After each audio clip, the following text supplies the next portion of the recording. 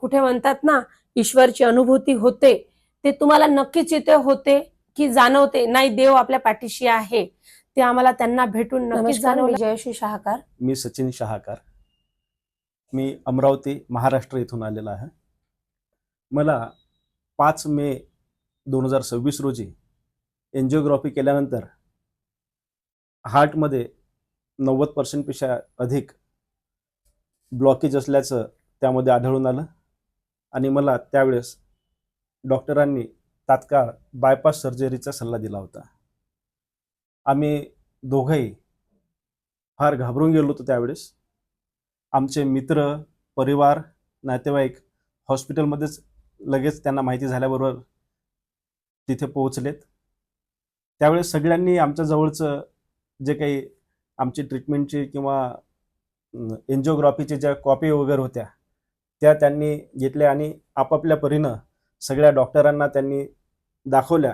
तर सगळ्यांचा सल्ला हाच होता की तुम्हाला तात्काळ बायपास करायची आहे. माझं वय 49 आहे. बऱ्याचशा जबाबदाऱ्या आहेत, मुलं लहान आहेत. अशा वेळेस फार मोठ्या घाबरलेल्या परिस्थितीत असताना आम्ही काही नेटवर सर्च केलं. नेटवर सर्च केल्यानंतर आम्हाला संजीवनी हार्ट सेंटर नाशिकबद्दल माहिती झाली. ही माहिती झाल्यानंतर आम्ही याच्याबद्दल आणखी माहिती काढण्यासाठी इथं आपलं कोणी परिचित आहे का, कोणी इथे जाऊन आला आहे का, याचा आम्ही तपास थोडंसं घेण्याला सुरुवात केली. तर आम्हाला लगेच माहिती झालं की आमच्या परिचित एक जण आहेत ते इथे जाऊन आले आणि त्यांचा खूप चांगला अनुभव त्यांनी आम्हाला सांगितला. आम्ही तात्काळ नाशिक येथे येण्याचा निर्णय घेतला.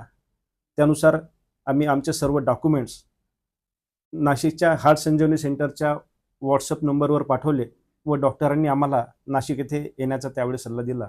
आम्ही इथे आल्यानंतर आम्ही सर्वप्रथम डॉक्टर चंद्रसेन सरांना भेटलो. खूप पॉझिटिव्ह सर आहेत. त्यांनी आम्हाला सांगितलं की तुम्ही काही काळजी करू नका, तुम्ही योग्य ठिकाणी आला आहात आणि तुमचं आरोग्य इथून नक्की सुधारून जाईल. आणि आम्ही इथे 35 दिवसाच्या ट्रीटमेंटसाठी इथे दाखल झालो. दाखल झाल्यानंतर हार्ट संजीवनी सेंटरच्या धोंडेगाव येथे आम्हाला पाठवण्यात आलं. धोंडेगावचा परिसर हा खूप सुंदर परिसर आहे. खूप चांगल्या प्रकारचं वातावरण आहे. अमरावतीमध्ये ज्यावेळेस 47 डिग्री तापमान होतं त्यावेळेस आम्ही धोंडेगावला 39 डिग्रीचं तापमान असताना आम्ही म्हणजे संध्याकाळी 6च्या नंतर तिथे खूप थंडगार हवा चालायची आणि खरंच एखाद्या खूप चांगल्या स्वर्गाच्या ठिकाणी आपण आलो आहे का अशी अनुभूती आम्हाला तिथे झाली. त्यानंतर सकाळी 5 वाजता म्हणजे इथलं धोंडेगावचं जे आपली दिनचर्या आहे ही सकाळी 5 वाजतापासून सुरू होते. एक 5 वाजता उठल्यानंतर थोडंसं वॉकिंग, खूप थंडगार आणि खूप छान वातावरण. त्यानंतर 6:30 ते 7:30 योगा, 8 वाजता नाश्ता, त्यानंतर एकतर EECP थेरपी किंवा पंचकर्म अशासारखी थेरपी. त्यानंतर पंचकर्म वगैरे सकाळी झालं तर दुपारी 12 वाजता जेवण, त्यानंतर 1 तास आराम केल्यानंतर पुन्हा EECP राहायची आणि त्यानंतर संध्याकाळी 6 वाजता पुन्हा योगा, 6 ते 7, 8 वाजता जेवण. म्हणजे पूर्ण दिवसभराचं शेड्यूल पॅक. आणि मी नक्की सांगेल की एखाद्या ठिकाणी आपण बाहेर फिरायला गेलं फॅमिली सहित, 10 दिवसाचा टूर असला तर 8व्या दिवशी आपल्याला वाटतं की आपण आपल्या गावी जायला पाहिजे. इथे 35 दिवसाचा ही ट्रीटमेंट होते आणि 35 दिवसात आम्हाला असं कधीही जाणवलं नाही की आपण बोर झालेलं आहे, आता आपण जायला पाहिजे. इतकं सुंदर छान वातावरण. सगळे जवळपास त्यावेळेस 15 ते 20 पेशंट होते आणि या सगळ्या पेशंटचे अनुभव संध्याकाळी बसून हे आपल्याला सांगतात. वेगवेगळ्या राज्यातून पेशंट आलेले आहेत, त्यांचे वेगवेगळे अनुभव, त्यांचं मार्गदर्शन आणि सगळ्यांचं एकमेकांच्या विचारांची देवाणघेवाण यामध्ये खूप एक पॉझिटिव्ह वातावरण तिथे तयार होतं. आणि अक्षरशः ही ट्रीटमेंट झाल्यानंतर आम्ही ज्यावेळेस इथून निघालो त्यावेळेस आमचं खूप चांगलं स्वागत तिकडे जे पेशंट होते त्यांनी केलं आणि अक्षरशः काही लोकांच्या डोळ्यात अश्रू होते. आणि मी खरंच सांगतो की मी खूप चांगला निर्णय घेतला की मी धोंडेगाव येथे सेंटरला आलो आणि खूप चांगला आमचा अनुभव राहिला. मला आता बरीचशी सुधारणा स्वतःमध्ये वाटते आहे आणि मी या ट्रीटमेंटवर खूप आनंदी आहे आणि आम्हाला एक खूप चांगलं मार्गदर्शन आणि या धोंडेगाव सेंटरला मिळालं आणि स्टाफ इथला खूपच कोऑपरेटिव्ह आहे आणि बाकीच्या हॉस्पिटल सारखी अनुभूती इथे येत नाही. तर हे आपले एक फॅमिली असल्यासारखं पूर्ण स्टाफ, तिथले डॉक्टर्स आणि यांच्यामुळे येतं की हे एक खूप चांगला अनुभव हा जीवनातला इथं आला आणि इथून एक आमची जीवनशैली ही नक्कीच बदलणार आहे असं मला वाटते. धन्यवाद. मी पण थोडं सांगू इच्छिते. ॲक्च्युली ज्यावेळेस माझ्या मिस्टरांना ब्लॉकेज आहे हे मला कळलं, तर 2 मिनिटं तर माझ्या पायाखालची जमीन सरकली. कारण की मी कधी विचार नाही केला होता की असं काही होईल.